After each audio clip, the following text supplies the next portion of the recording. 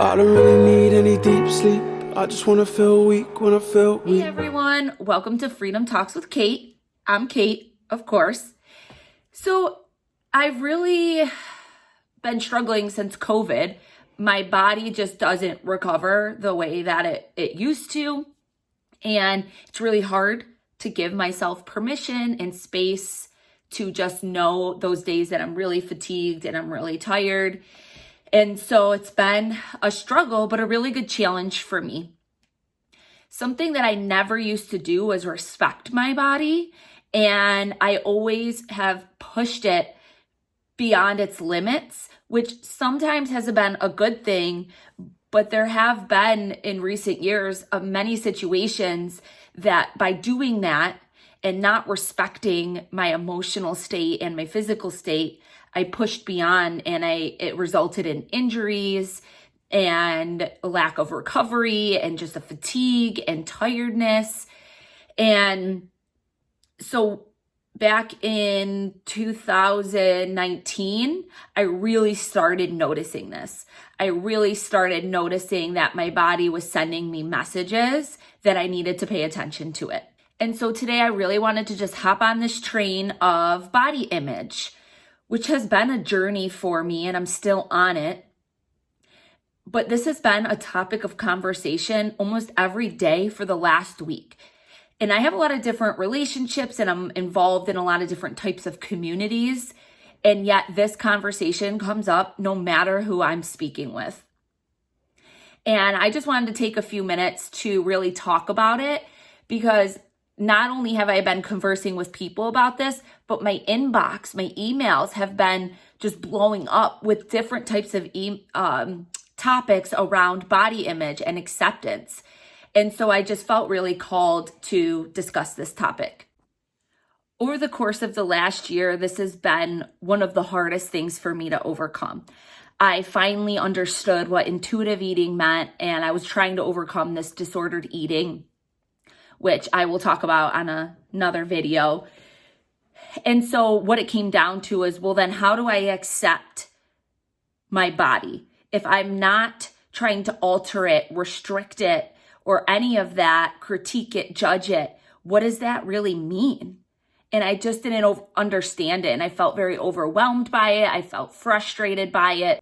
Acceptance doesn't mean that you're always happy with how you look. It doesn't mean that you always feel comfortable with how you look. What it means is that you're not trying to critique or change or binge or restrict or have all this negative self-talk around your body and around who you are. It means having flexibility and awareness about your body. Waiting or seeking approval from society will not give you self-acceptance. That comes from within. That comes from acting, from doing the work on yourself. So what I want you to do is begin to focus on what makes you feel good. How you dress, how you present yourself, all those things influence how we feel about ourselves.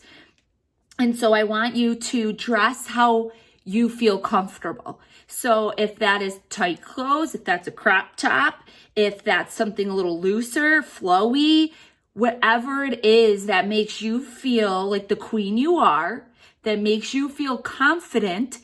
And if that means you have to go up in a pant size, but you're more comfortable and you feel better, then do it. Who cares? No one is looking at your tag on your pants except you. And the other thing is I want you to do is throw out the scale. You can say that that number doesn't matter to you, but it does. It matters to all of us. And if we know that number in the back of our minds, we will never feel comfortable in our own bodies. That number sticks with us as much as we'd like to think it doesn't. First thing, you're going to get the scale and you're going to throw it in the garbage.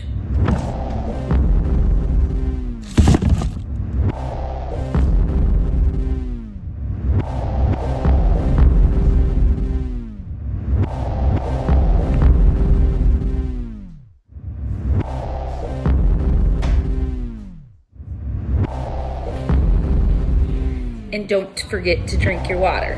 I love this one because it has the different times so I remind myself to drink water.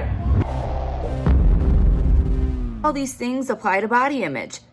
Well, they help you stay focused and bring more mindfulness into your body, paying attention to how you feel instead of comparing yourself to a number on the scale or how your pants fit. It's more about making yourself comfortable and feeling good in your body and owning where you're at today.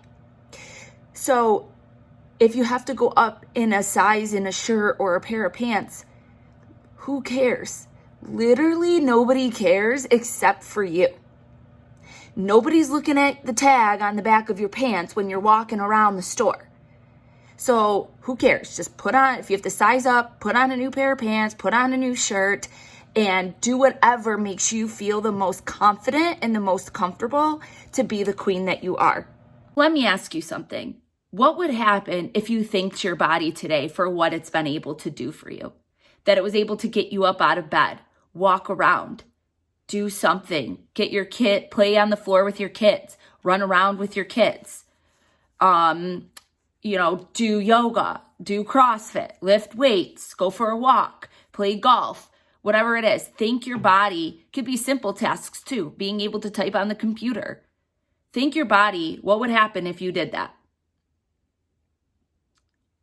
What would happen if you accepted the weight and the size that you currently are? Ugh, feels weird, right? I know you're telling me, be quiet, please. Like, no, I can't possibly do that. What would happen if you spent less time in anger and resentment with your body and more time in gratitude? How does that feel? Feels uncomfortable? Does it feel freeing? Because that's what this is really about, is in the midst of trying to change your body, your mental health is suffering. And that is not living. That is being bound by a chain that you will not escape. And if you think, oh, well, when I get to this size, then I'll do it, you are mistaken.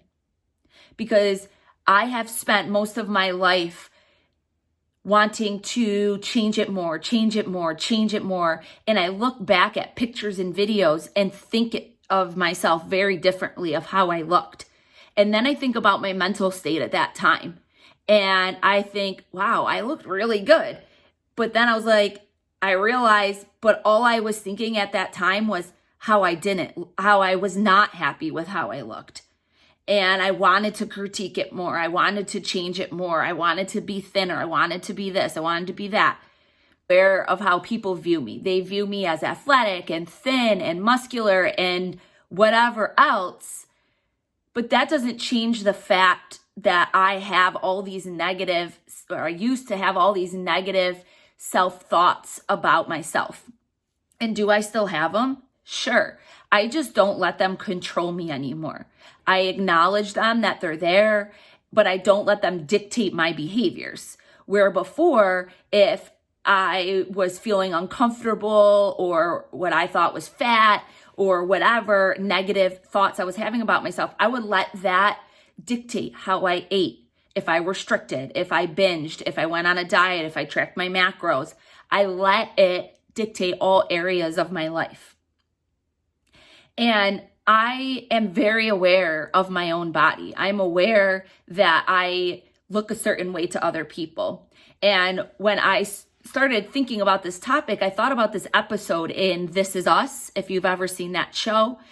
And Kate goes to, I believe it was like Overeaters Anonymous or something like that.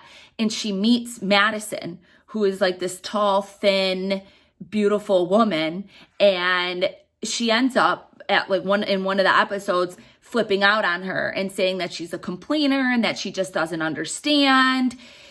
And that episode always really stood out to me because we do that. We minimize other people's experiences, whether you're larger or thinner or whatever. We minimize people's experiences. What it comes down to is this.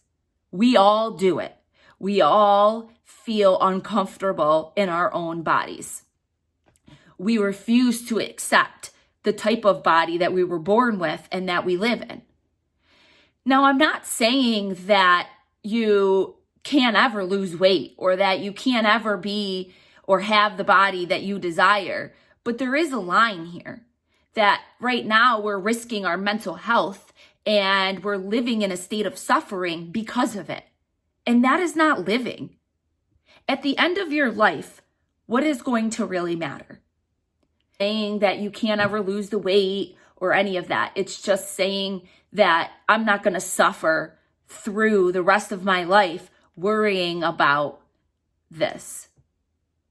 Do we worry? Sure. Is it a struggle? Sure. We're women. We internalize these things a lot deeper than most men. Now, men do struggle with it though, so I'm not going to say they don't.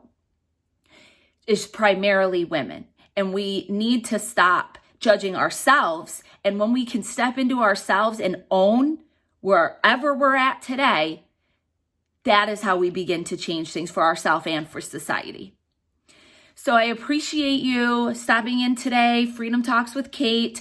Reach out for coaching or post comments below. Share your thoughts on this or any other topics that you'd like to hear from me. And I appreciate you taking time today to listen. I am bold, I'm a lion, I'm unbreakable, I'm